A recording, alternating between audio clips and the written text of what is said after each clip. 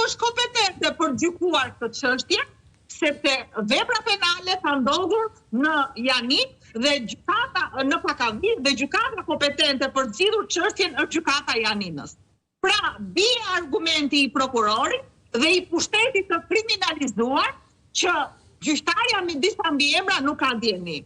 Ndërkohë, unë i qëndroj shumë fort deklaratës që dhash pa mbrëm tek studio jote e nderuar, që e gjitha kjo, i gjithë sistemi i drejtësisë është i bazuar në këto shantazhet e videos, e të fotove, e të pazareve, e të prokurorëve të spakut që janë filmuar dhe fotografuar në përzyrat e ekzekutivit duke marrë para, kështu që mua personalisht, ky është opinioni im personal, mua personalisht nuk më duket e rastësishme as kjo video apo skandali seksual me KLP-n. Ishte për lajmërim për shantazhe për KD. Ishte për lajmërim. Po.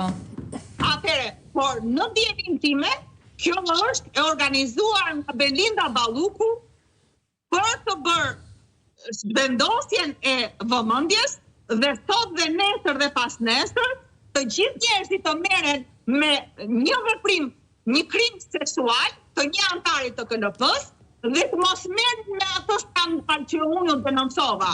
Dhe akoma sot nuk kam një përgjigje. Se banda më e rrezikshme e Durrësit ka emëruar një prokurore nga Durrësi në Tiranë.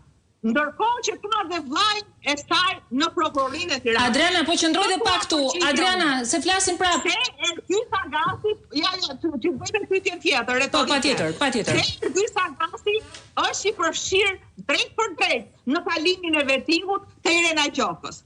Pra, i gjithë sistemi i drejtësisë është ngritur mbi shantazhe, mbi vëmje përpara videove apo fotove jo vetëm intime, por edhe fotove dhe videove korruptive dhe në tyre jo se prisja një gjë më korrekte dhe më ligjore, por të arrije deri në këtë pikë që të mos kenë të paktën një fije moral dhe integritet dhe të dalin të kundërshtojnë dhe veprimet e veta është ky është kulmi. Adriana, vetëm një moment.